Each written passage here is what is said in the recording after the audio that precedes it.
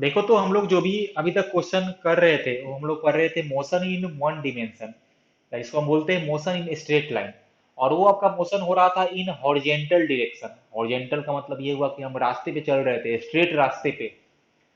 अभी भी हम लोग को मोशन इन वन डिमेंशन ही पढ़ना है, लेकिन अब हम लोग बात करेंगे in vertical direction, motion in vertical direction. Vertical direction का मतलब क्या हुआ कि अब आप किसी बॉल को ऊपर फेंकोगे या आप किसी बॉल को नीचे फेंकोगे, हवा में ऊपर नीचे, ऐसे हम लोग करेंगे, मोशन का बात करेंगे। ओके। और इसी को हम लोग बोलते हैं free fall under gravity. Free fall under gravity. Free fall का मतलब ये होता है कि बॉडी पे जो फोर्स लग रहा है वो ओनली ग्रेविटी है, वो ओनली ग्रेविटी फोर्स लग रहा है। हालांकि अभी मैं ज्यादा फोर्स के बारे में चर्चा नहीं करूंगा क्योंकि हम लोग काइनेमेटिक्स पढ़ रहे हैं। हम लोग डायनेमिक्स पढ़ेंगे तब फोर्स के बारे में बात करेंगे। तो ये आपका कहानी हो गया कि अब हम लोग बॉडी को ऊपर हवा में फेंकेंगे या बॉडी मेरा नीचे फेंकेंगे, ऐसा कुछ कहानी आने वाला है। और इन सारे क्वेश्चंस करने के दौरान हम लोग ये मान के चलेंगे कि एयर रेसिस्टेंस नहीं है। There is no air resistance.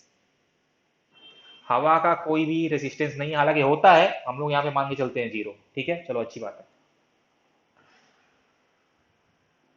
अब देखो सब लोग ये ध्यान से सुनना, इस टॉपिक से क्वेश्चन सबसे ज्यादा आता है और ये बहुत ही आसान है। अगर तुम लोग ध्यान से मेरी सारी बातों को सुनोगे तब, तुम अगर सारा बात मेरा ध्यान से सुन लिया तो तुमसे हर एक क्वेश्चन बन जाएगा, ये मेरा गारंटी है। तो सुनो ध्यान से। एक्चुअल में इसमें और हॉरिजॉन्टल वाले मोशन में बेसिक डिफरेंस क्या है? एक तो कि आपका डायरेक्शन का, पहले था मोशन इन हॉरिजॉन्टल, अभी होने वाला है इन वर्टिकल। उसके अलावा जब मेरा मोशन होता है हॉरिजॉन्टल डायरेक्शन में तो उस केस में मेरे बॉडी में एक्सेलरेशन हो भी सकता है, नहीं भी हो सकता है, और होगा तो उसका वैल्यू कुछ भी हो सकता है। लेकिन जब हम लोग पढ़ते हैं कि फ्री फॉल अंडर ग्रेविटी या मोशन इन वर्टिकल डायरेक्शन, उस केस में बॉडी में हमेशा ही एक एक्सेलरेशन होगा, और वो आपका होगा एक्सेलरेशन ड्यू टू ग्रेविटी के बराबर, जिसको आप लिखते हो स्मॉल जी से, जिसको आप लिखते हो स्मॉल जी से, और जिसका डायरेक्शन होता है ऑलवेज वर्टिकली डाउनवर्ड। तो बेसिक डिफरेंस पहले समझ में आया ना क्या होने वाला है? कि इस अब इन सारे क्वेश्चन से मेरा बॉडी में हमेशा ही एक्सेलरेशन होगा, और वो कितना होगा? वो होगा आपका स्मॉल जी के बराबर में, और जिसको आप बोलते हो 9.8 मीटर पर सेकेंड स्क्वायर। और ये कहाँ होगा? ये होगा हमेशा वर्टिकली डाउनवर्ड डायरेक्शन में। आपका बॉडी ऊपर जाए नीचे जाए कोई फर्क नहीं पड़ता है, ये हमेशा ही नीचे होगा। तो जब भी कोई बॉडी अंडर फ्री फॉल होता है तो उसका एक्सेलरेशन होता है is equal to acceleration due to gravity and always vertically downward. कहीं कहीं क्वेश्चन में अगर तुमको मेंशन किया रहे कि आपको जी का वैल्यू 10 लेना है तो आप जी का वैल्यू 10 ले लेना, मेंशन किया रहे तब। अगर मेंशन नहीं किया रहे तो हम लोग 9.8 लेके काम चलाते हैं। अब शायद तुम लोग ने ये भी सुना होगा कि जैसे जैसे हम लोग अर्थ सरफेस से ऊपर जाते हैं तो ये acceleration due to gravity change करता है, इसका बेसिक आइडिया सबको होगा। हालांकि वो चेंज तब करता है जब हम लोग बहुत ज्यादा हाइट पे चले जाते हैं। तो इस चैप्टर में जो हम लोग हाइट पे भेजेंगे बॉडी को वो बहुत ही कम होता है। तो बहुत ही कम होता है, तो उस केस में हम लोग इस जी का वैल्यू कांस्टेंट मान के काम करते हैं। मतलब कि आपने जो भी इक्वेशंस ऑफ मोशन सीखे हैं वो सभी हम लोग यहाँ पे यूज कर पाएंगे। आगे अपना एक चैप्टर आएगा ग्रेविटेशन, वहां पे हाइट हम लोग जो होता है वो बहुत ज्यादा हाइट हम लोग लेते हैं। बहुत ज्यादा हाइट मतलब कि 500 किलोमीटर, 1000 किलोमीटर। तो उस समय हम लोग इससे एक्सेलरेशन ड्यू टू ग्रेविटी को कांस्टेंट नहीं मान सकते, तो वहां पे हम लोग इक्वेशन ऑफ मोशन यूज नहीं कर पाते हैं। लेकिन वो आगे की कहानी है। अभी फिलहाल हम लोग का हाइट रहेगा 10 metre, 20 metre, 30 metre, 40 metre, 50 metre, 100 metre. तो वहां तक में acceleration due to gravity change significantly नहीं करता है, तो हम लोग उसको कांस्टेंट मान के ही चलते हैं। तो इन सारी बातों को तुम लोग ध्यान में रखना। तो कंक्लूजन ये निकल रहा है कि हम लोग यहाँ भी इक्वेशंस ऑफ मोशन यूज कर पाएंगे, और वो क्या थे? वो आपके थे एस बराबर u t plus half a t square, v square बराबर u square plus 2as, v बराबर u plus a t, and distance covered in nth second is u plus a by two, 2n-1। ये सारे equations तभी valid है जब आपका acceleration uniform हो। तो अभी इधर फ्री फॉल में ही मेरा एक्सेलरेशन यूनिफॉर्म ही आने वाला है। बस देखिए, तो थोड़ा सा इस जो इक्वेशन है उसमें मैं थोड़ा थोड़ा सा चेंज करने जा रहा हूं। और थोड़ा सा चेंज क्या है?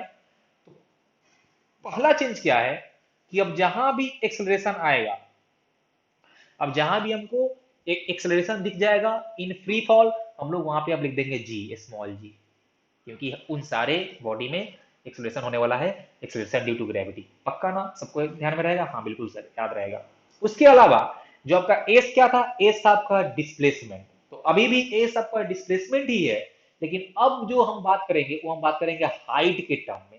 अब हम लोग बात करेंगे in the term of height. Displacement को हम लोग हाइट के टर्म में कंसीडर करेंगे, वो फिर से है डिस्प्लेसमेंट ही, लेकिन अब हम बात करेंगे मेरा बॉडी इतना हाइट ऊपर गया, इतना हाइट नीचे आया, इसलिए जहां जहां पे एस था वहां पे अब मैं एच लिखूंगा, एच फॉर हाइट।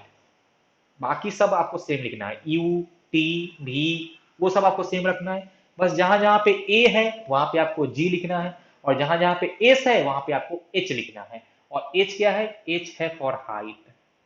मैं फिर से बोल रहा हूँ, ये फिर से सिग्निफाई कर रहा है डिस्प्लेसमेंट ही, लेकिन अब हम लोग उसको हाइट के टर्म में बात करेंगे।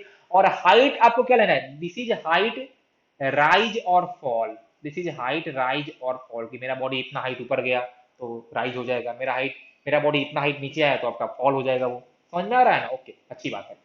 और जब भी ये आप ये हाइट कंसीडर करना, जब भी ये हाइट लेना क्वेश्चन में, तो वो आप लेना कि जहां से आपने बॉडी को प्रोजेक्ट किया है, जहां से आपने बॉडी को प्रोजेक्ट किया था। तो हम लोग हाइट लेते हैं राइज या fall from point of projection. और इन सारी बातों को तुम अगर ध्यान रखोगे तो तुम्हारा हर क्वेश्चन ये बहुत ही आसानी से सॉल्व हो जाएगा। हाइट क्या है? ये जो तुम्हारा एच क्या है? एच इज अगेन डिस्प्लेसमेंट, लेकिन उसको इस बार हम लोग हाइट के टर्म में बात करेंगे। और वो हाइट हम लोग क्या से लेंगे? जिस पॉइंट से हमने उस बॉडी को प्रोजेक्ट किया था। प्रोजेक्ट का मतलब होता है फेंकना। तो ये बेसिक बात तुम लोग को समझ में आ गया हो, तो हम लोग अब इस पे आगे बढ़ेंगे, क्वेश्चन कैसे सॉल्व करना है मेरे को, बोलो तो। ओके, अब देखो, तो इस टाइप के क्वेश्चन का सबसे इंपॉर्टेंट बात, इस पे मैं 5 स्टार दूंगा। बच्चे डिफरेंट डिफरेंट तरीके से सीखते हैं इस टाइप के क्वेश्चन को सॉल्व करने का। मैं तुमको जो तरीका बता रहा हूं तुम लोग वो याद रखना, बाकी तुमको कोई और बताए तो सुनना, उस पर ध्यान मत देना। ये वाला तरीका सबसे बेस्ट है, सबसे बेस्ट का ये बेस्ट है। बेस्ट है तो सबसे अच्छा ही हो गया, तो ये बेस्ट है। और इसमें बस थोड़ा सा ध्यान रखना है तुमको। देखो क्या मैं बोल रहा हूं, तुम इसको चाहो तो हिंदी, इंग्लिश, बांग्ला, उर्दू जिसमें लिखना तुम लोग लिख लेना, कि जो भी चीज ऊपर हो रहा है, जो भी चीज हो रहा है ऊपर, उन सबको तुमको मान लेना है पॉजिटिव में। जो भी चीज हो रहा है नीचे, उन सबको तुमको मान लेना है नेगेटिव में। बस इतनी बातों का तुम लोग याद रखो, ये तुम्हारा नंबर 1 क्या बोलते हैं, ये जड़ी बूटी है। कि जो भी चीज हो रहा है ऊपर उसको तुमको हमेशा मानना है प्लस में, जो भी हो रहा है नीचे उसको तुमको मानना है माइनस में। मैंने तुमको ये प्लस माइनस पहले ही बताया था कि हम लोग राइट साइड को मानते थे पॉजिटिव और लेफ्ट साइड को मानते थे निगेटिव। तो अब मेरा मोशन होगा ऊपर नीचे, हम लोग ऊपर को मान रहे हैं पॉजिटिव और नीचे को मानते हैं निगेटिव। हमेशा बॉडी मेरा ऊपर जाए नीचे जाए उससे मेरे को कोई फर्क नहीं पड़ता है भाई। जो भी ऊपर हो रहा है हम सबको मानेंगे पॉजिटिव, जो भी नीचे हो रहा है हम सबको मानेंगे निगेटिव। ये कैसे मैं कर रहा हूँ तुमको मैं अभी क्वेश्चन के दौरान भी तुमको समझाऊंगा, लेकिन फिलहाल तुमको याद रखना है जो भी चीज हो रहा है ऊपर सबको पॉजिटिव, जो भी चीज हो रहा है नीचे सबको निगेटिव। मतलब यहाँ से एक बात तो सबको समझ में आ गया होगा कि सर अगर मेरे को फ्री फॉल का क्वेश्चन करना है तो हम लोग एक्सेलरेशन हमेशा लेंगे माइनस में, क्योंकि वो हमेशा कहाँ होता है? वो हमेशा नीचे ही होता है। मतलब इस फ्री फॉल वाले क्वेश्चन में आपको जहां जहां पे ए है वहां पे हमेशा पुट करना है माइनस जी, क्योंकि वो एक्सेलरेशन ड्यू टू ग्रेविटी हमेशा नीचे है। समझ में आया ना? अब बाकी जो अपना इनिशियल वेलोसिटी यू है, फाइनल वेलोसिटी यू है, या जो मेरा एच है, वो मैं क्वेश्चन के अनुसार करूंगा। कि मैंने अगर बॉडी को ऊपर फेंका है तो यू हो जाएगा प्लस में, नीचे फेंका है तो यू हो जाएगा माइनस में। अगर हमने जिस पॉइंट से फेंका है उस पॉइंट से मेरा बॉडी ऊपर जा रहा है तो एच होगा प्लस में, उससे मेरा बॉडी नीचे आ रहा था तो एच होगा माइनस में। तो वो क्वेश्चन के अनुसार चेंज करेगा, लेकिन जो ए है वो हमेशा निगेटिव में होगा, क्योंकि हमेशा वो नीचे ही लगता है। समझ में आया? बोलो। चलो, अब हम लोग करते हैं कुछ सिचुएशंस। और मेरा सबके लिए पर्सनल सजेशन ये है कि कोई भी फॉर्मूला रटने मत जाना, क्योंकि जैसे ही तुम फॉर्मूला रट लिए तुम्हारा फिजिक्स वहीं खत्म हो गया भाई। उसके बाद तुमको उसी टाइप के क्वेश्चन आएगा तभी तुम सॉल्व कर पाओगे। और अगर तुमको बेसिक कंसेप्ट हम जो बता रहे हैं अगर वो तुमको याद रहेगा फिर तुम हर एक क्वेश्चन सोल्व कर लेगा। चलो, तो इसलिए मैं जा रहा हूँ सिचुएशन वाइज। तो जो सबसे पहला सिचुएशन है उसमें मैं बॉडी को अर्थ सरफेस से, या आप बोलो कि मैं ग्राउंड से उसको फेंक रहा हूं। तो अगर मैं ग्राउंड से फेंकूंगा तो मेरे पास एक ही ऑप्शन है, मेरे को ऊपर फेंकना पड़ेगा। और कोई दूसरा ऑप्शन था नहीं कि मैं उसको नीचे ही फेंक दे रहा हूँ, तो वो तो फिर वहीं रह जाएगा, वो कहीं नहीं जाएगा। तो मैं जो ग्राउंड से फेंक रहा हूँ, प्रोजेक्शन फ्रॉम ग्राउंड।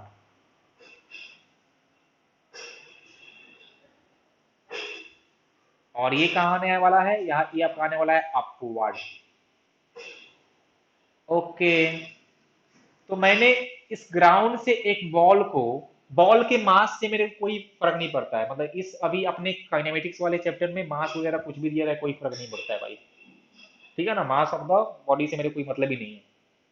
तो इसलिए मास बोले तो भी कोई तकलीफ नहीं है, मास नहीं भी बोले तब भी कोई तकलीफ नहीं है। तो चलिए, इस बॉल को या कोई बॉडी था, इसको मैंने यू मीटर पर सेकेंड से ऊपर की तरफ फेंका है।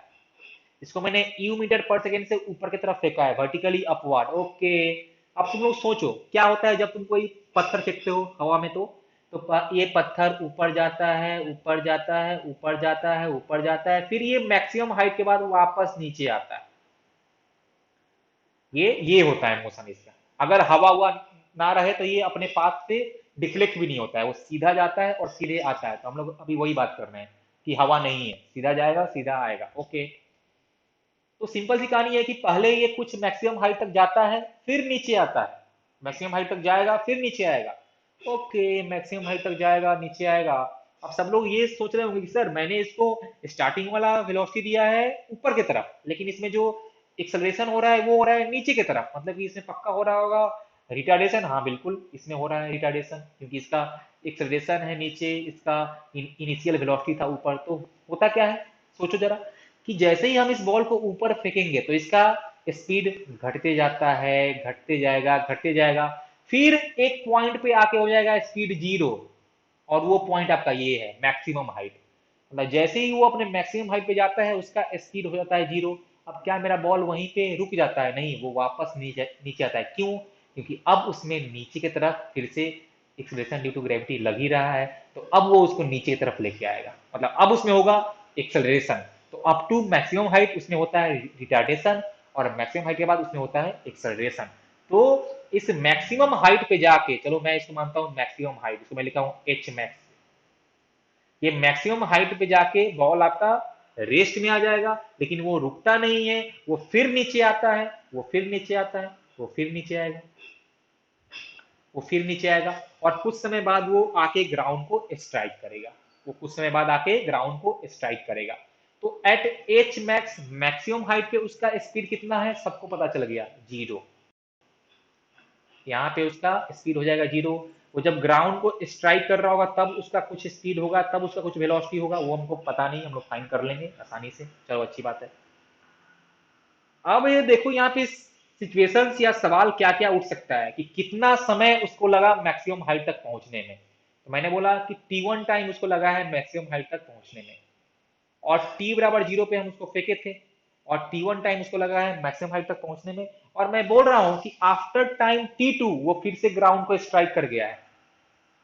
आफ्टर टाइम T2 वो फिर से ग्राउंड को स्ट्राइक कर गया है। T बराबर T1 पे वो था मैक्सिमम हाइट पे, T बराबर T2 पे वो फिर से आ गया है ग्राउंड पे वापस। तो ये कितने समय तक हवा में रहा? तो T2 समय तक ये हवा में रहा है, क्योंकि T बराबर जीरो पे हमने उसको फेंका था, एंड T बराबर T2 पे वो वापस ग्राउंड को स्ट्राइक किया है। तो T2 समय तक वो हवा में रहा था, और इस T2 समय को हम लोग बोलते हैं टाइम ऑफ फ्लाइट। इसको हम बोलते हैं टाइम ऑफ फ्लाइट। जितने समय तक वो हवा में रहेगा उतने, उस समय को हम लोग बोलते हैं time of flight. Okay sir, तो चलो अब कुछ कुछ वैल्यूज फाइंड करते हैं। तो उसमें सबसे पहला चीज क्या आ रहा है कि कितना समय उसको लगेगा मैक्सिमम हाइट तक जाने में, मतलब कि हमको T1 फाइंड करना है। तो हमको पता है कि एट टी बराबर T1, एट टी बराबर T1 मतलब कि एट मैक्सिमम हाइट उसका वेलोसिटी कितना हो गया है?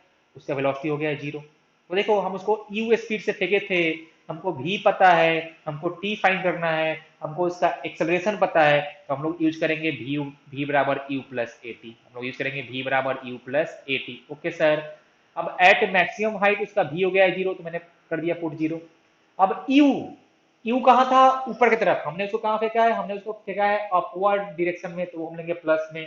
ओके सर, तो यू हो गया है प्लस यू प्लस ए। क्या होगा? ए आपका होगा जी, और हमेशा नीचे होता है तो हम लोग हमेशा उसको लेंगे माइनस में। तो आपका हो जाएगा ए का वैल्यू माइनस जी, और समय आपका हो जाएगा T1। तो देखो यहाँ से आपका T1 आ जाएगा U बाई जी। T1 कितना आ गया है, U बाई जी। कितना समय उसको लगा मैक्सिमम हाइट तक जाने में, तो आंसर हो जाएगा U बाई जी। अब ये फॉर्मूला तुम चाहो तो याद भी कर सकते हो, अगर फॉर्मूला तुमको याद नहीं है तो तुमको कंसेप्ट पता रहेगा कि at maximum height speed is zero, तो तुम v बराबर u प्लस एटी से फाइंड कर सकते हो, कोई तकलीफ नहीं है। ओके सर, तो ये हमको मिल गया T1। अब हम लोग फाइंड करते हैं कि वो मैक्सिमम हाइट कितना गया है, कितना हाइट तक ऊपर जाएगा। चलो फाइंड करते हैं। तो हमको फाइंड करना है एच मैक्स। हमको फिर से एक बात पता है कि एट मैक्सिमम हाइट उसका वेलोसिटी तो जीरो ही था, और उसका एट मैक्सिमम हाइट उसका वेलोसिटी हो गया है जीरो, और हमको फाइंड करना है कितना हाइट गया है। ओके, तो क्यों ना हम लोग यूज करें यूज वी स्क्वायर बराबर u square plus to S. तो एट मैक्सिमम हाइट उसका वेलोसिटी हो गया जीरो, हाँ सर बिल्कुल हो गया जीरो। फिर से हमने उसको फेंका था ऊपर, तो प्लस लेंगे, तो प्लस यू का होल स्क्वायर प्लस टू, ए फिर से हो जाएगा माइनस जी, और एस क्या लेंगे इस बार हम लोग, एच लेंगे ना in the terms of height, और यहाँ बात करें मैक्सिमम हाइट का, क्योंकि मैक्सिमम हाइट पे उसका वेलोसिटी होगा जीरो, तो जहाँ पे एस था वहां पे हम कर देंगे एच मैक्स। और देखो तो ये हाइट गया है ऊपर, तो आप फिर एच मैक्स को ले लो प्लस में, तो ये आपका हो गया कि जीरो बराबर यू स्क्वायर, तो यहाँ से हो जाएगा जीरो बराबर u square minus two g H max. तो यहाँ से एच मैक्स क्या आ गया, यू स्क्वायर बाई टू जी। मतलब कि हमने अगर बॉल को यू स्पीड से ऊपर की तरफ फेंका है तो वो इतना मैक्सिमम हाइट तक जाएगा, कितना आएगा, यू स्क्वायर बाई टू जी। तुम चाहो तो इस फॉर्मूले को याद कर सकते हो, नहीं चाहो तो मत करो। तुमको और कंसेप्ट पता है तो तुम कंसेप्ट से भी सॉल्व कर सकते हो। हालांकि ये सब फॉर्मूला तुम लोग याद कर सकते हो अगर तुमको कंसेप्ट पता है तब, कंसेप्ट भी पता है तब तुमको फॉर्मूला याद है, तब कोई तकलीफ नहीं है। अगर कंसेप्ट नहीं पता है सिर्फ फॉर्मूला याद है फिर तकलीफ है। ओके चलो, तो ये आ गया एच मैक्स। अब जरा हम फाइंड करते हैं कि कितने समय बाद वो वापस ग्राउंड को स्ट्राइक करेगा। मतलब कि हम चाह रहे हैं फाइंड करना टाइम ऑफ फ्लाइट, हम चाह रहे हैं फाइंड करना टाइम ऑफ फ्लाइट T2। तो जरा सोचो कि हम कैसे फाइंड करें टाइम ऑफ फ्लाइट। तो सर मेरे को एक बात दिख रहा है कि जब वो ग्राउंड को स्ट्राइक करेगा आफ्टर टाइम T2, तो उसका हाइट फ्रॉम ग्राउंड रहेगा जीरो। इतना तो हम श्योर हो गए कि जब वो वापस ग्राउंड पे स्ट्राइक करेगा तो उसका हाइट फ्रॉम ग्राउंड कितना आने वाला है, वो आने वाला है जीरो। ओके सर, तो मतलब कि जो हम लोग एच यूज कर रहे थे, एस के बदले एच, वो एच आने वाला है जीरो, और हमको टाइम फाइंड करना है, तो क्यों ना हम लोग एस बराबर UT plus half a t square use कर ले। हाँ बिल्कुल वही करना है, करो। तो हम करते हैं कि यूज एस बराबर u t plus half a t square, और जहां पे एस था वहां पे हम करेंगे यूज एच, वहां पे हम यूज करेंगे एच ना, तो वहां पे हम करेंगे यूज एच। तो एच बराबर, अब देखिए हमने बॉल को फेंका था ऊपर की तरफ, तो यू हो जाएगा प्लस में, तो प्लस यू इंटू टी, और वो टी क्या है, वो टी आपका हो जाएगा T2, क्योंकि आप फाइंड कर रहे हो कितना टाइम बाद वापस ग्राउंड पे स्ट्राइक करेगा, तो मैंने उसको दिया T2 प्लस हाफ, जहां पे ए था वहां पे माइनस जी इंटू T2 का होल स्क्वायर। और हमको पता है कि एट समय T2 ये बॉल वापस ग्राउंड पे स्ट्राइक कर रहा होगा, मतलब कि जो उसका हाइट आएगा वो आ जाएगा जीरो। उसका हाइट कितना आ जाएगा, उसका हाइट आ जाएगा जीरो। ओके सर, तो मैंने जहाँ पे हाइट था वहां कर दिया कोड जीरो, तो यहाँ से हो जाएगा u into t two minus half g t two का होल स्क्वायर। अब हमको T2 फाइंड करना है, तो देखो यहाँ से आएगा zero equal to T2 common था, तो यहाँ से हो जाएगा u minus g T2 by two. अब ये आपका होने वाला है जीरो, तो ये कब होगा जीरो, या तो हो जाएगा T2 बराबर जीरो। देखो जब, क्योंकि जब T2 हो जाएगा जीरो, ये जब जैसे ही T2 हो जाएगा जीरो, तो T2 zero into something multiply, वो भी आपका आ जाएगा जीरो। या फिर आपका ये सेकेंड वाला टर्म हो जाए जीरो, या फिर मतलब कि u minus g T2 by two हो जाएगा जीरो। तो यहाँ से आपका आ जाएगा T2 बराबर टू यू बाई जी, यहाँ से आपका आ जाएगा T2 बराबर टू यू बाई जी। मतलब हमको यहाँ से ये दिख रहा है कि सर दो समय पे, एक तो T2 बराबर जीरो पे, और एक T2 बराबर टू यू बाई जी पे, ये दो समय पे बॉल का हाइट जीरो हो रहा था। तो इसमें हम कौन सा समय लें, सोचो जरा, कौन सा समय लें, तो सेकेंड वाला समय लेंगे हम, ये वाला समय लेंगे कि T2 बराबर टू यू बाई जी।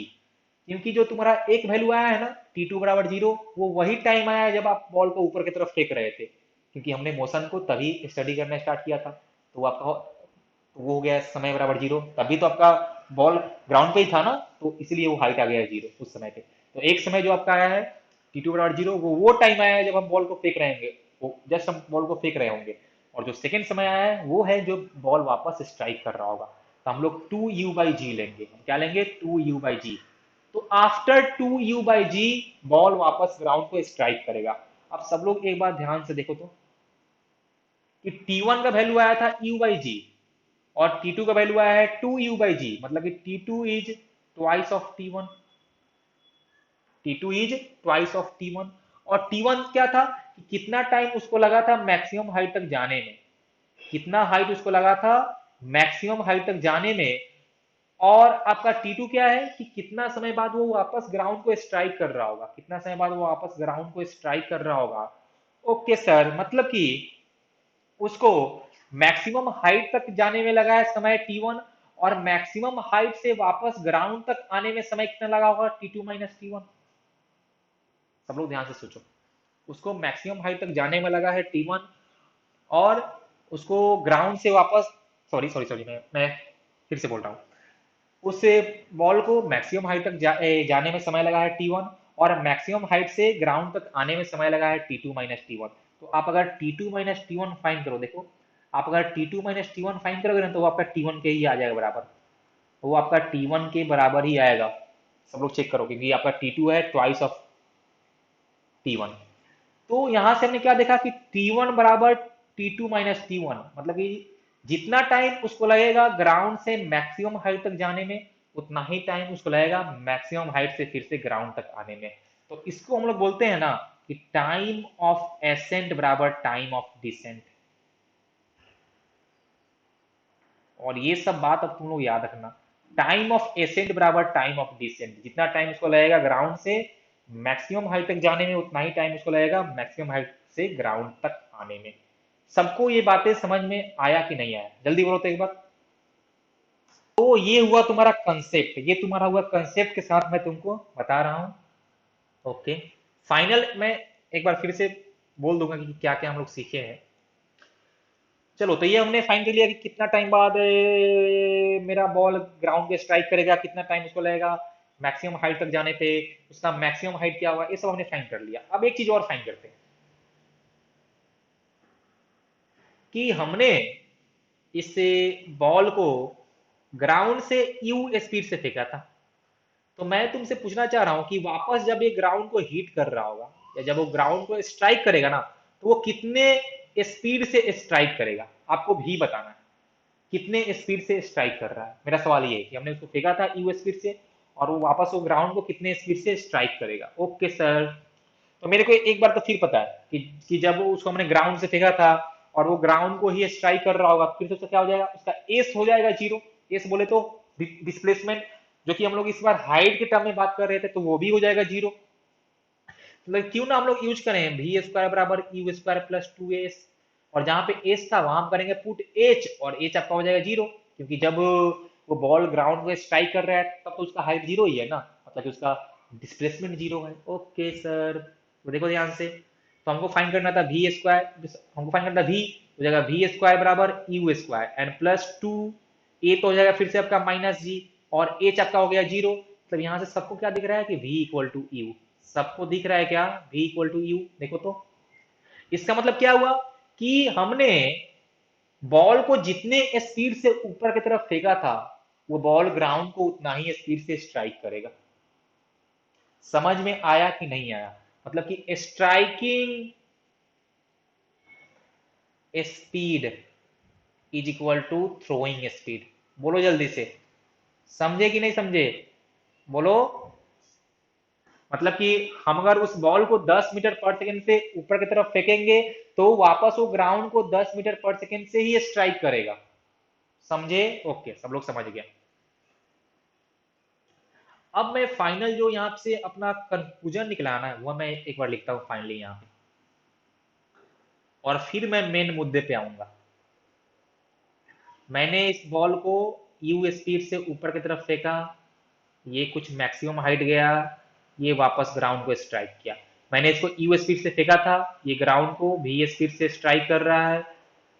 इसको मैक्सिमम हाइट तक जाने में समय लगा है T1, इसको वापस ग्राउंड तक आने में समय लगा है T2। टी बराबर 0 पे हमने इसको फेंका था, और एच मैक्स था इसका मैक्सिमम। ओके, ये सब हमने एच फाइंड कर लिया था।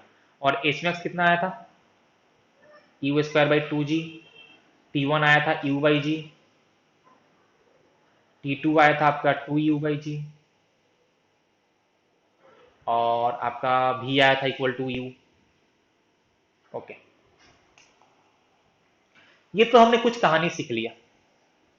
अब मान लो, अब मान लो कि हमने अपना सिचुएशन नंबर 2 लेके आए इस बार हम। सिचुएशन नंबर 2 का मतलब हमने सिचुएशन चेंज कर दिया है। अब मैं इस बार उस बॉल को ग्राउंड से नहीं फेंकूंगा, अब मैं उसको कुछ टावर से फेंकूंगा। देखो, और ये जो टावर था वो ग्राउंड से एच हाइट पे था। This is tower. मैं इस बॉल को ऊपर भी फेंक सकता हूं, मैं इस बॉल को नीचे भी फेंक सकता हूं, मैं इस बॉल को ड्रॉप भी कर सकता हूं। तो इस टावर से फेंकने वाले में तुम्हारा बनता है 3 केस। केस 1 जब मैं बॉल को फेंकूंगा ऊपर, केस 2 जब मैं फेंकूंगा बॉल को नीचे, और केस 3 जब मैं सिर्फ बॉल को ड्रॉप कर दूंगा। अब मेरा सबसे सवाल ये है, सबसे पहला सवाल, कि मैं अब तुमसे पूछूंगा कि कितने समय बाद ये बॉल ग्राउंड को स्ट्राइक करेगा। कितने समय बाद ये बॉल ग्राउंड को स्ट्राइक करेगा। तो क्या तुम्हारा जवाब 2u/g होगा? अगर मैंने इस, मान लो कि मैंने इसे बॉल को ऊपर की तरफ फेंका था यू मीटर पर सेकेंड से। मैंने इस बॉल को उस टावर एच हाइट का टावर था उससे यू मीटर पर सेकेंड से बॉल को ऊपर की तरफ फेंका है। और मेरा सवाल ये है कि वो बॉल ग्राउंड को कितने समय बाद स्ट्राइक करेगा। तो हमने भी जस्ट फाइंड किया था ना कि कितने समय बाद वापस से ग्राउंड को स्ट्राइक करेगा। तो मेरा समय आया था 2u/g। तो क्या ये वाला फॉर्मूला हम लोग यहाँ पे यूज कर पाएंगे? सोच के बताओ मेरे को जल्दी, सोचो। 1 मिनट का समय है। अब सुनिए, हमने जितना फॉर्मूला ये ग्राउंड वाले केस के लिए लिया है, इस टावर वाले केस में कोई वैलिड नहीं होगा। अब बच्चे करते क्या है कि ये जो ग्राउंड वाला फॉर्मूला है वो रट लेते हैं कि इतने समय बाद ग्राउंड पे स्ट्राइक करेगा। तो जैसे ही क्वेश्चन मिलता है वो टावर वाला, वहां पे भी वो 2u/g ही लगाते हैं। लेकिन वो फॉर्मूला तुम्हारा गलत हो जाएगा। अब सोचो क्यों गलत हो गया। गलत तो हो गया, ठीक है, क्यों गलत हुआ? अब ये सोचो कि आखिर उस ग्राउंड वाले क्वेश्चन में और इस क्वेश्चन में अंतर क्या आ रहा है कि मेरा फॉर्मूला यूज नहीं हो पा रहा है। सोचो, मैं बता रहा हूं, चलो देखो क्यों गलत हो गया। जब हमने उस बॉल को ग्राउंड से फेंका था और वापस वो ग्राउंड पे आया था, तो देखो जब हमने टाइम फाइंड किया था कि कितने टाइम बाद वो ग्राउंड पे स्ट्राइक करेगा, तो उस केस में मैंने उसका एच जीरो लिया था। हमने पुट किया था कि एच बराबर जीरो, जब वो वापस ग्राउंड पे स्ट्राइक करेगा तो उसका एच हो जाएगा जीरो। ओके, अब वहां पे वो एच था क्या एक्चुअल में? वो एच था उसका डिस्प्लेसमेंट। हमने डिस्प्लेसमेंट को ही हाइट के फॉर्म में शो किया था ना, तो वो होता एक्चुअल में डिस्प्लेसमेंट ही है।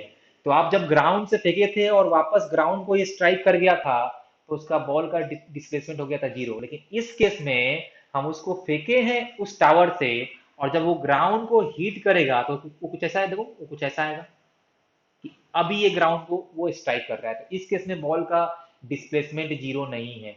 इस बार जो बॉल का डिस्प्लेसमेंट है वो कितना है? वो आपका है -h। देखो ध्यान से सब लोग चेक करो, है कि नहीं है। आप अगर ऊपर वाले को मानते हो प्लस, तो नीचे में वो आया है बॉल ना उस टावर से, जहां से आप उसको फेंके थे जिस पॉइंट से, उससे तो वो नीचे आया है ना। मतलब उसका इस बार डिस्प्लेसमेंट -h हो गया है। समझे कि नहीं समझे? क्यों ये वैलिड नहीं हो रहा है बताओ मेरे को पहले, तुम सब सोच के जल्दी बोलो। अरे जल्दी बोलो। बाकी लोग, सब लोग समझ गए ना? उधर से कोई, चलो तो हम बोल रहे थे कि टावर वाले केस में ये फॉर्मूला वैलिड नहीं होगा ग्राउंड वाला, क्योंकि वहां पे आपने बॉल का डिस्प्लेसमेंट जीरो माना था, और यहाँ पे जब बॉल वापस ग्राउंड पे स्ट्राइक कर रहा होगा तो उसका डिस्प्लेसमेंट -h हो रहा है। तो टावर के लिए आपका ये फॉर्मूला कोई भी वैलिड नहीं है जो हमने ग्राउंड वाले केस के लिए बताया है। तो आखिर ये ग्राउंड वाला फॉर्मूला वैलिड कहाँ है? तो मैं अब आपको प्योर कंसेप्ट बताने जा रहा हूँ कि तुमको क्या याद रखना है। सुनो, अब सुनो, तो तुमको इस ग्राउंड वाले क्वेश्चन से क्या क्या यहां से निकालना है कंक्लूजन। तो ग्राउंड वाले केस से हमने क्या देखा कि उस केस में बॉडी का डिस्प्लेसमेंट जीरो हो रहा था, मतलब जिस पॉइंट से हमने बॉडी को फेंका था वापस वो उसी पॉइंट पे पहुंच गया था। तो उन सारे केसेस के लिए वो फॉर्मूला वैलिड है कि जब बॉडी का डिस्प्लेसमेंट जीरो हो। तो यहाँ पे हम लिखेंगे कंक्लूजन नंबर 1 कि व्हेन, चाहे लिखो ऐसे कि आफ्टर टाइम T2 बराबर 2U/g, आफ्टर टाइम T2 बराबर 2U/g, body will be crossing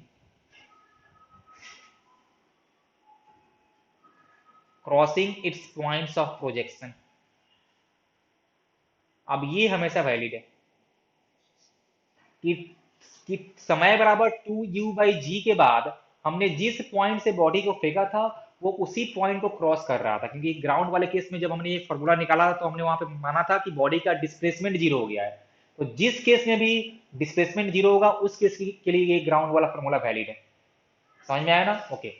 तो आफ्टर टाइम T2 बराबर 2U/g, body will be crossing it's point of projection, या आप बोल सकते हो कि displacement is zero.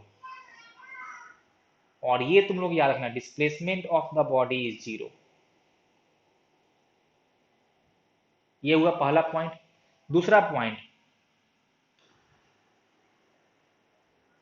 Speed of the body will be equal to the its projection speed while body crossing the point of projection।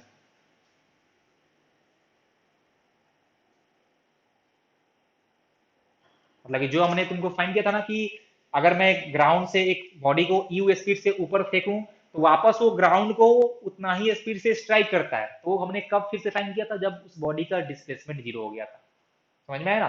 तो ये सारा formula कि T बराबर 2U/g एंड जितने स्पीड से फेंके थे उतना ही स्पीड से वापस स्ट्राइक करेगा, वो कब है वैलिड?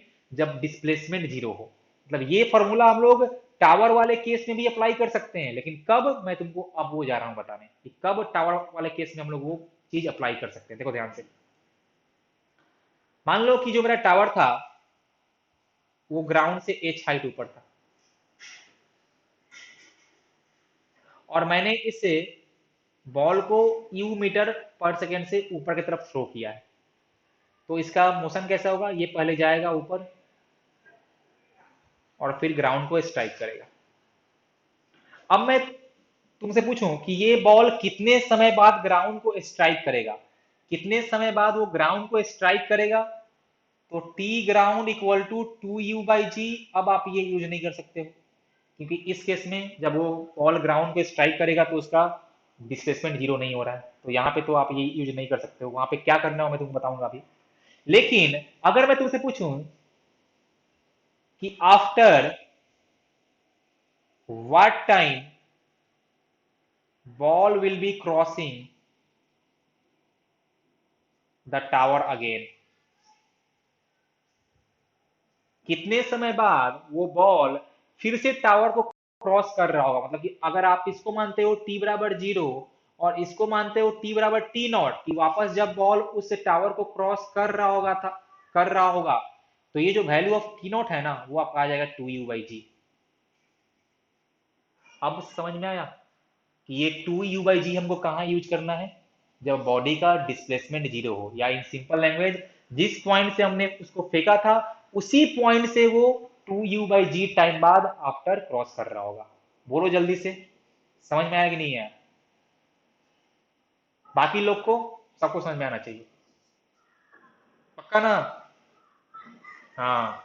अब देखो, अब ये हुआ कंसेप्ट कि अपने को फॉर्मूला रटना नहीं है, अपने को बस कंसेप्ट सीखना है। अब मैं तुमको फिर से पूछूं कि किस स्पीड से वो बॉल ग्राउंड को स्ट्राइक करेगा, किस स्पीड से वो बॉल ग्राउंड को स्ट्राइक करेगा, तो क्या मैं इसका आंसर यू कह सकता हूं कि जितना स्पीड से हमने उसको फेंका था उस टावर से उतना ही स्पीड से वो ग्राउंड को स्ट्राइक करेगा? मतलब भी बराबर यू, बोलो तो, बोलो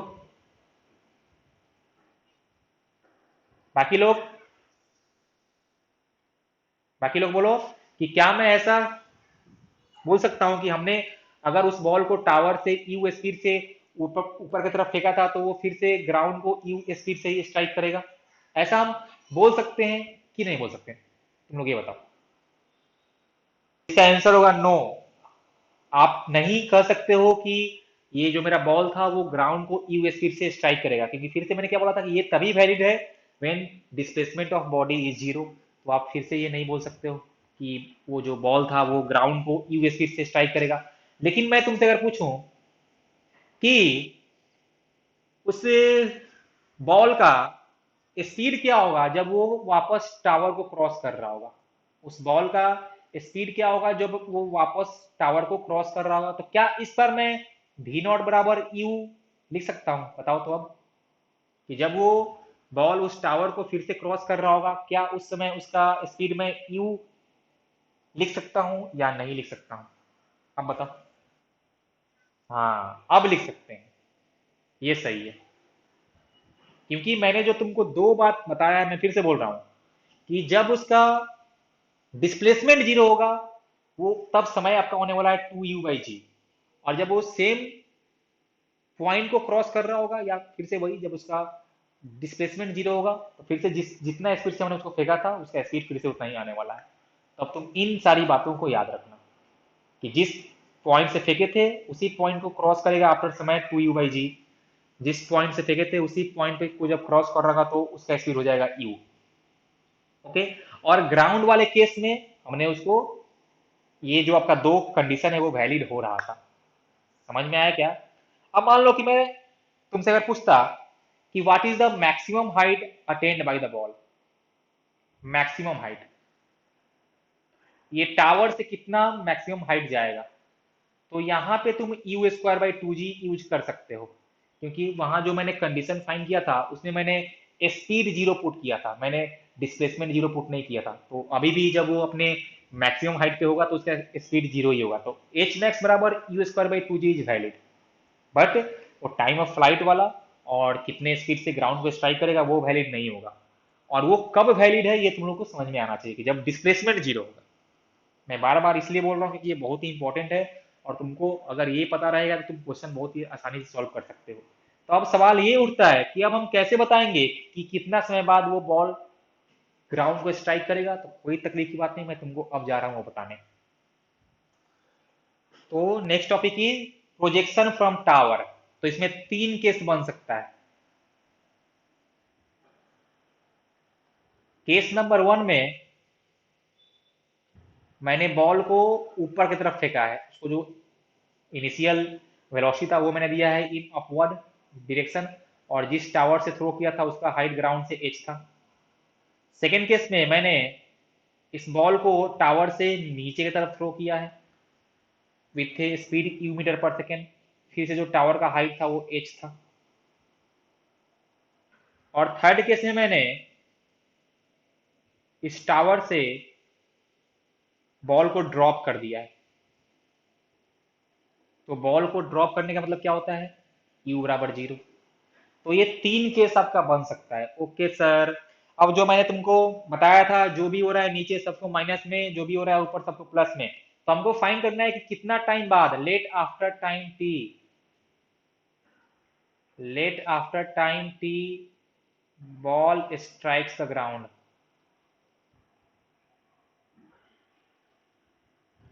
late after time t ball strikes the ground. तो हम लोग क्या यहाँ पे करेंगे यूज तीनों ही केस में? एस बराबर u t plus half a t square, हम इससे काम करने वाले हैं। Okay sir. यहाँ पे एस क्या होता है? S is the displacement. अब ध्यान से देखो कि पहले केस में जब मेरा बॉल ग्राउंड को स्ट्राइक करेगा तो उसका डिस्प्लेसमेंट कितना है? एच नीचे की तरफ, या आप बोल सकते हो कि वो एच हाइट नीचे आया है, वो एच हाइट नीचे आया है, और जो भी चीज हो रहा है नीचे उसको हम लेंगे माइनस में। तो आप लिख लो एस बराबर minus H equal to, U कहाँ था आपका? ऊपर था ना, तो बोलेंगे प्लस में, तो plus u into t plus half, a कितना हो जाएगा आपका? माइनस जी, तो minus g into t square हो गया। तो यहाँ से आपका आ जाएगा माइनस एच बराबर u t minus half g t square.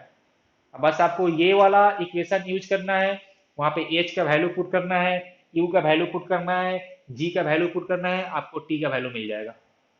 समझे कि नहीं समझे? अब कुछ लोग देखो करते क्या है कि वो बोलते हैं कि सर पहले मेरा बॉडी जाएगा ऊपर फिर वापस आएगा नीचे, लेकिन आपने सिर्फ जो एस लिया है वो ओनली आपने माइनस एच ही क्यों ले लिया? तो यही तो फायदा है वेक्टर फॉर्म में यूज करने का। और इसी में तुमको बताया था कि जो भी नीचे हो रहा है सबको ले लो माइनस में, तो फिर आपको इसको दो पार्ट में ब्रेक करने का कोई जरूरत ही नहीं पड़ेगा कि पहले मेरा बॉडी ऊपर गया है फिर नीचे आया है, आप एक बार में ही सॉल्व कर सकते हो। समझ में आया ना? ओके। अब देखो सेकंड केस में कि इस सेकंड टाइप का क्वेश्चन हम लोग कैसे सॉल्व करेंगे। तो बस यहाँ पे अंदर क्या हो रहा है कि इस बार मैंने बॉडी को जो वेलोसिटी दिया है वो दिया है नीचे की तरफ ही, मतलब इस बार मेरा ई हो जाएगा माइनस में, और फिर से मेरा जो बॉल था वो एच हाइट नीचे आया है, तो माइनस एच बराबर minus you t minus half g t square. देखो इस बार हम लोग ये यूज करेंगे। अब आप चाहो तो यहाँ पे आपका माइनस कॉमन भी था तो आप उसको कैंसिल आउट भी कर सकते हो, तो आपका बन जाएगा एच बराबर u t plus half g t square. इस थर्ड केस में आपका यू हो गया है जीरो, और बॉल तो फिर से आपका एच हाइट नीचे ही आया है, मतलब माइनस एच बराबर यू हो जाएगा जीरो, तो zero into T and minus half g t square, या आप यहाँ से बोल सकते हो माइनस एच बराबर minus half g t square, या फिर इक्वल टू एच बराबर हाफ जी टी स्क्वायर। या आप इसको जब करोगे सिंप्लीफाई तो आप आ जाएगा टी बराबर square root of two h by g. समझ में आया क्या? बताओ तो कि टावर वाला क्वेश्चन कैसे हमको सॉल्व करना है। सबको समझ में आया कि नहीं आया, पहले बताओ मेरे को। अच्छा, तुम लोग एक बात और सुनो। यहाँ तो हमने ये फाइंड किया कि कितने टाइम बाद वो ग्राउंड पे स्ट्राइक करेगा। हो सकता है कि हमसे ये भी पूछा जाए कि वो कितना स्पीड से स्ट्राइक करेगा। तो जब भी हमको फाइंड करना हो ना कितने स्पीड से करेगा स्ट्राइक, तो हम लोग वहां पे करेंगे यूज वी स्क्वायर बराबर u square plus to A S वाला फॉर्मूला। और फिर से वही साइन आपको वैसे ही लेना है, जो हो रहा है ऊपर उसको प्लस में, जो हो रहा है नीचे उसको माइनस में। जैसे मान लो कि इन फर्स्ट केस वो ग्राउंड को वी स्पीड से स्ट्राइक किया हो, तो मैं यहाँ लिखता हूँ।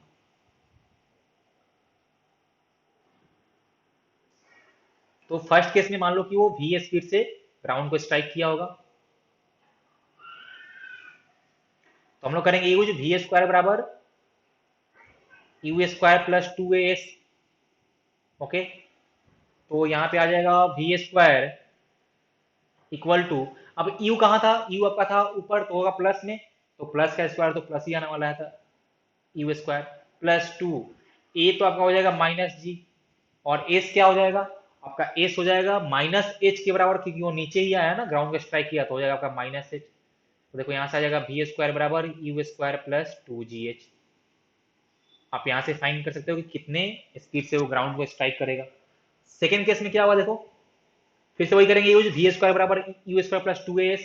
तो इस केस में जो आपका यू है वो इस बार है माइनस में, करेंगे माइनस यू का whole square plus two into minus g into minus h, और माइनस यू का होल स्क्वायर आपका फिर से हो जाएगा प्लस यू स्क्वायर, तो आपका आने वाला है you square plus to g H. अब देखो यहां से एक इंटरेस्टिंग बात आया है निकल के कि आप अगर सेम हाइट के टावर से एक बॉडी को सेम स्पीड से फेंकते हो ऊपर या फेंकते हो नीचे, तो दोनों ही केस में वो ग्राउंड को सेम स्पीड से स्ट्राइक करेगा। देखो चलो देखो ध्यान से, दोनों में सेम आया है कि अगर सेम टावर से सेम स्पीड से आप ऊपर फेंको या फेंको नीचे, नीचे दोनों ही केस में क्या होगा, वो बॉल ग्राउंड को सेम स्पीड से स्ट्राइक कर रहा है। समझ में आया क्या? ओके। अब देखो थर्ड केस के लिए तुम्हारा यू क्या था, थर्ड केस में तुम्हारा यू हो गया जीरो, तो यहाँ से तुम्हारा सिंपली आ जाएगा वी स्क्वायर बराबर यू, तो यू हो गया जीरो, तो जीरो का whole square plus two minus g into minus h, तो यहाँ से आपका आ जाएगा वी स्क्वायर बराबर टू जी एच। समझ में आया क्या? जल्दी बताओ तो, बोलो।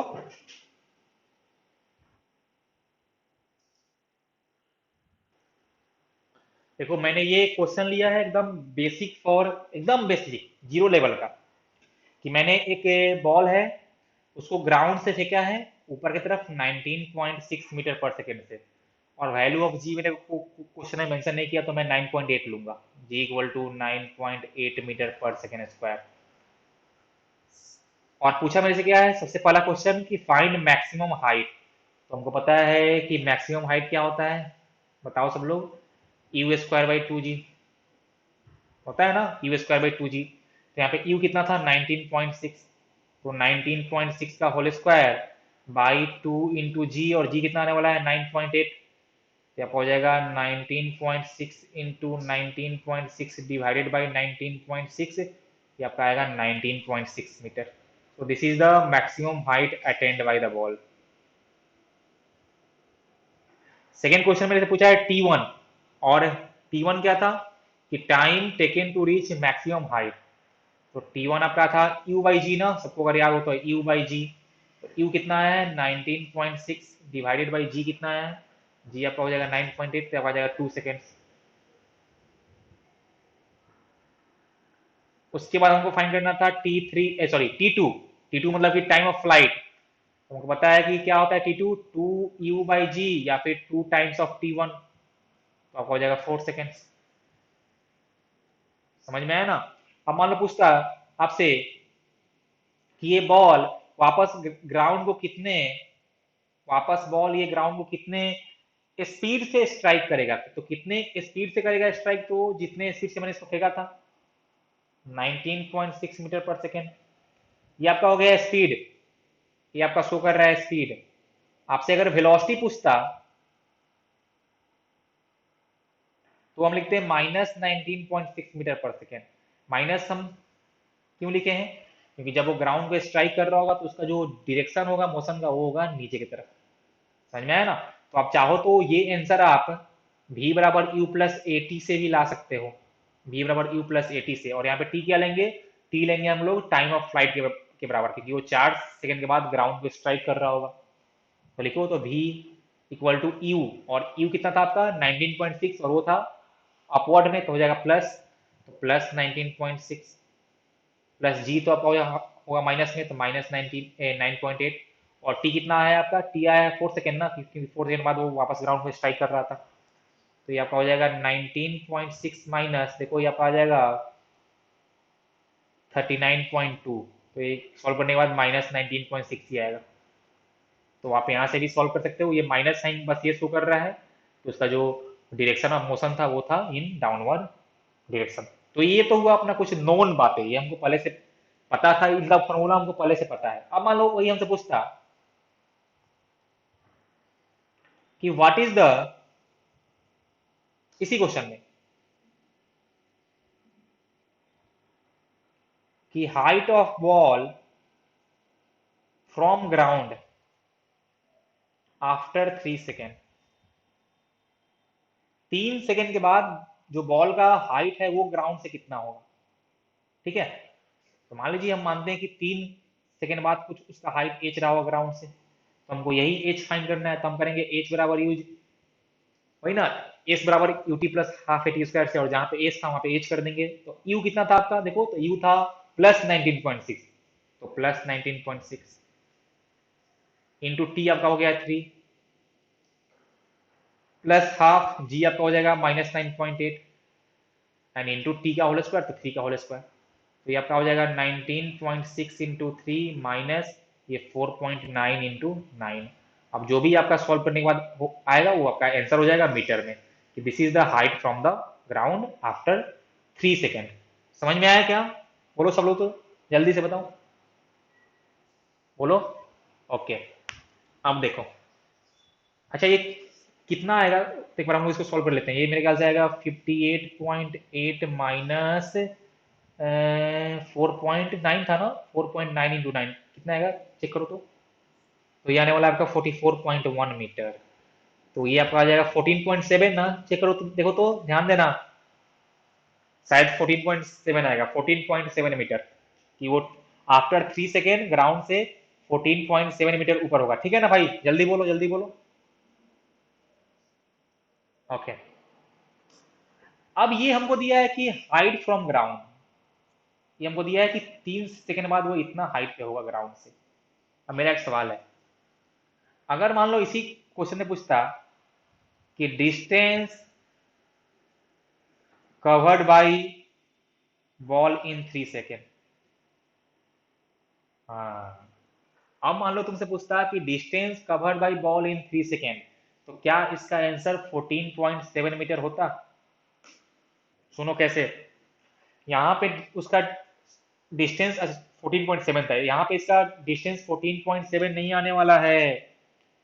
क्यों नहीं आने वाला है मैं तुमको अभी समझा रहा हूँ। तुम लोग को याद है ना, एक क्लास पहले मैंने तुमको बताया था difference between distance and displacement की, जब उसका डायरेक्शन ऑफ मोशन चेंज कर जाता है उस केस में डिस्टेंस और डिस्प्लेसमेंट सेम नहीं होता है। तो यहाँ पे जो आपका एच है ना, वो एच दे रहा है डिस्प्लेसमेंट, वो आपका एच दे रहा है डिस्प्लेसमेंट। अब आप सोचो कि क्या इस 3 सेकंड में उस बॉल के मोशन का डायरेक्शन चेंज किया है कि नहीं किया है। अगर चेंज नहीं किया होगा तब तो सही है भाई, अगर चेंज कर गया हो तो फिर तकलीफ हो जाएगा। तो वो कैसे चेक करेंगे, तुम लोग ध्यान से देखो। तो अभी हमने जस्ट फाइंड किया था कि उस बॉल को मैक्सिमम हाइट तक जाने में कितना समय लगेगा, तो वो आया था 2 सेकेंड। सब लोग चेक करो, देखो तो एक बार ध्यान से। टी बराबर 2 सेकेंड पे वो अपने मैक्सिमम हाइट पे होगा भाई। तो जब टी तो जब टी बराबर तुम्हारा 3 सेकेंड होगा तो ये बॉल वापस आ रहा होगा, ये बॉल वापस आ रहा है।